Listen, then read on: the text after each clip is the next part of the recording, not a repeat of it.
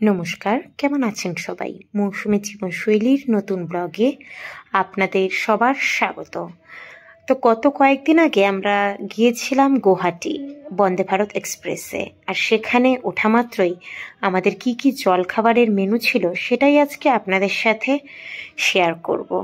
তো প্রথমে আমাদেরকে দিয়েছিল চা, আর চায়ের পর চলে আসে আমাদের সকালের খাবার।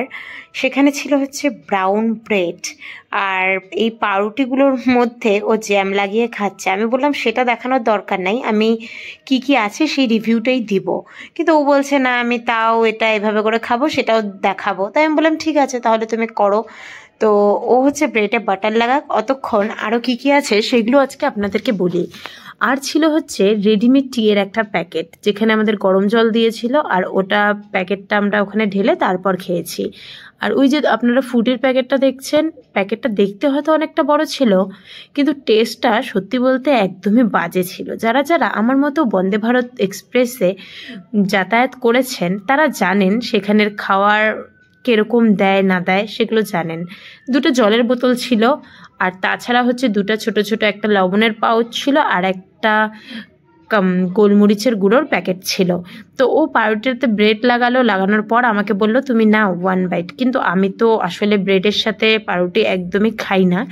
যারা আমার মতো ব্রেডের সাথে পাউরুটি খায় না তাদের জন্য জ্যাম ছিল, তারা জ্যাম দিয়ে খাওয়ার জন্য ওটা ছিল আর কি। তোমরা হয়তো ভাবছো যে এটা কি রিভিউ দিচ্ছে, এটা নিজে খেয়ে তারপর বাজবে, তারপর না রিভিউ দিবে। আসলে না, মানে আমরা খাচ্ছিও প্লাস তোমাদেরকে দেখাচ্ছি, যার জন্যই এরকম ব্যাপারটা।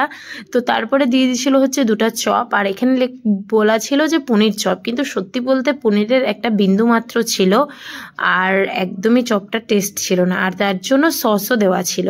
কিন্তু হ্যাঁ, এটা একবার বলে দিই, সেটা হচ্ছে এই চায়ের প্যাকেটটাতে 1 কাপে চা হবে, কিন্তু মানে যতটুকু জল আছে ওই হিসাবেই চা আছে। কিন্তু ওকে আমি বলছি, ও আমার কথাটা শোনেনি। ও হচ্ছে 2 কাপের মধ্যে এই পাউডারটা মিক্সড করছে, যার জন্য চাটা একদম পাতলা হয়ে গেছিলো। তো আমাকে তারপর বলছে যে তুমি খাবে নাকি? আমি বললাম না, তুমি খাও, এই শ্যালশ্যালা চা আমি তো এটা খেতে পারবো না, যেটা দেখতেই ভালো লাগছে না।